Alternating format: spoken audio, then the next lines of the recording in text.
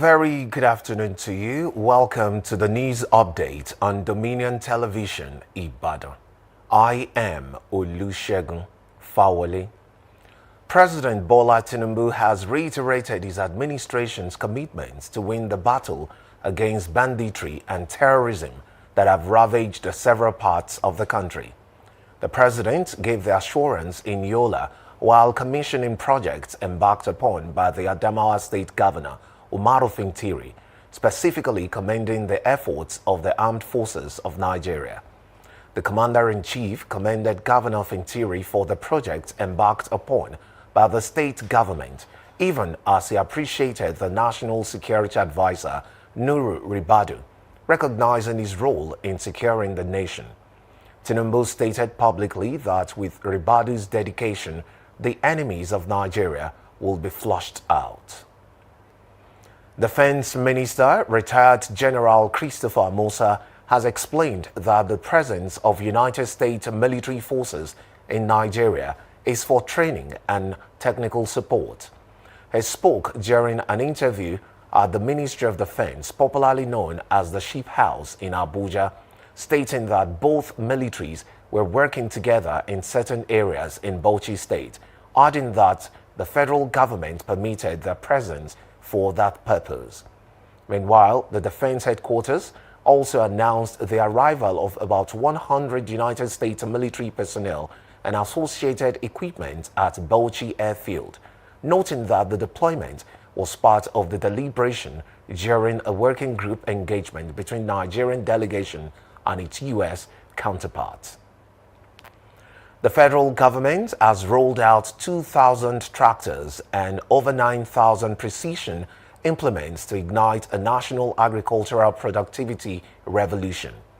Agriculture and Food Security Minister Abubakar Kyari, who made this known in Abuja, described the Renewed Hope National Agricultural Mechanization Initiative as the largest ever undertaking in Africa, procured to boost food production and strengthen national food security.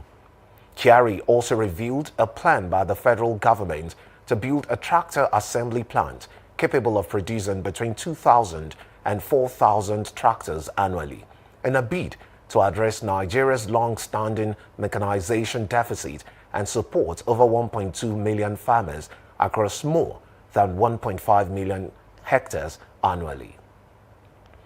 Talking politics, the leadership crisis in the Labour Party has deepened as the Nenadi Usman-led National Working Committee called for the arrest and prosecution of the party's former national chairman, Julius Abure, over an alleged invasion of the party's national secretariat in Abuja.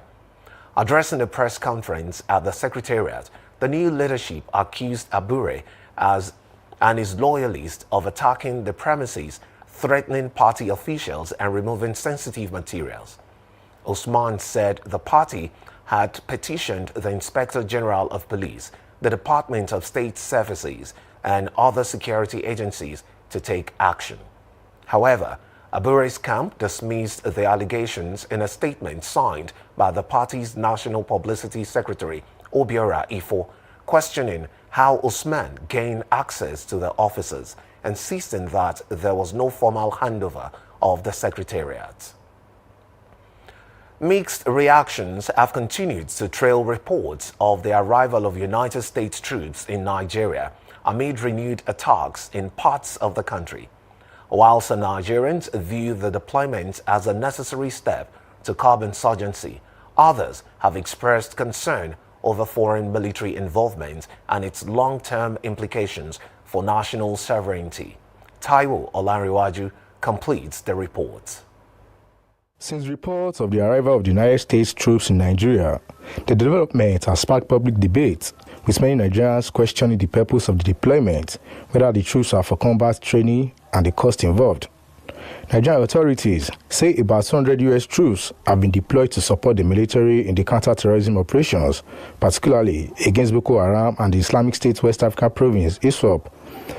The development has generated mixed reactions, as some citizens express concern over foreign involvement, while others see it as necessary to curb insurgency. Analysts also note that the United States has been urging Nigeria to intensify efforts to protect vulnerable communities. Questions are now being raised about the implications of the deployment and whether it will benefit Nigeria in short, medium and long term. Barrister Tunji Aborisade, a stalwart of the ADC in Oyo State, condemned the killings in the country, advising the government to go back to the drawing board. Insecurity in the country is the security in Nigeria now is at the lowest.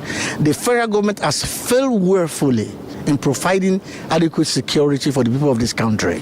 You see, in the Constitution, security of life and property is stated clearly there. When a government failed in protecting the citizens of this country, then there's a problem. And then you see, when the America is now sending troops to assist Nigerian army, you see, that's a failure. It means only one thing: failure of the federal. For Nigeria to have accepted the American offer, they agree that they are not capable, they are not competent, they cannot provide the security of Nigeria. So the government is failing. But first, to go back to drawing board, look inwards. Who are the people that are responsible for security? Why you see that even the bandits and the terrorists, they have more information than the federal government? Why is it that when the federal government plans something, before they execute that project, the bandits are aware? You see? So that means somewhere the government is leaking. The information is leaking out to the bandits. So they need to go back to the drawing board and establish a total control of security in this country. As the fight against insurgency intensifies, stakeholders say sustained collaboration, improved intelligence, and efforts to address the root causes of insecurity will be vital to achieving lasting peace. Taiwo Olanrewaju, reporting for Dominion News. And now to the foreign scene. The head of Niger's military junta, General Abdurrahmani Tiani, has declared the start of a new dynamic with Algeria. General Abdurrahmani disclosed this after meeting with Algerian President Abdelmajid Tebboune in Algiers to announce the construction of a new gas pipeline, which will run from Algeria to Nigeria and will cross the territory of Niger.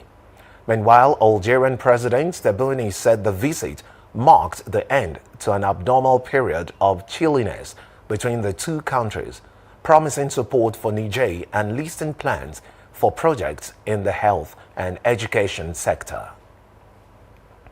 11 security forces personnel and 1 child were killed in an attack in Pakistan's northwestern region of Bajour after militants rammed a vehicle filled with explosives into an army checkpoint in Pakistan.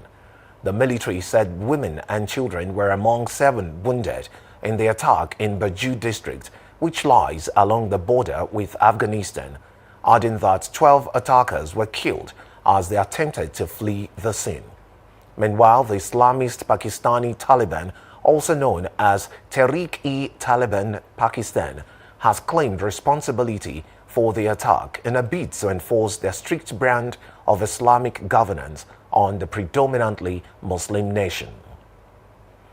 A former United States Secretary of State Hillary Clinton has accused United States President Donald Trump's administration of a cover-up over its handling of files related to the late sex offender Jeffrey Epstein. The White House insisted that by releasing the files, they had done more for the victim than Democrats ever have, with the Deputy Attorney General saying 3 million pages were not released due to the existence of personal medical files, graphic depictions of child abuse, or other material that will jeopardize investigation. However, the former presidential candidate argued that she and her husband were being used to divert attention away from Trump. Meanwhile, when asked about Hillary Clinton's comments, Trump assured Americans he had nothing to hide. And now talking sport. Jurgen Klopp's agent Mark Kasich has claimed Manchester United and Chelsea both made an approach for the former Liverpool boss after he left Anfield. Mark also claimed in an interview that the 58-year-old German could have managed England after leaving Liverpool at the end of the 2023-2024 season, although he had clearly stated that he would not coach any other club in England.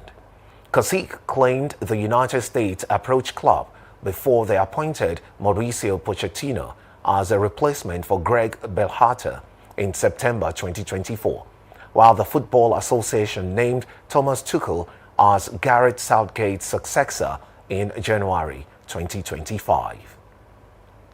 You can visit our website on www.dominion.org.ng to watch us live and interact with us. You can also follow us across our social media platforms on Facebook, Instagram, TikTok, YouTube, and LinkedIn at Dominion Broadcast, and on X at Dominion Cast.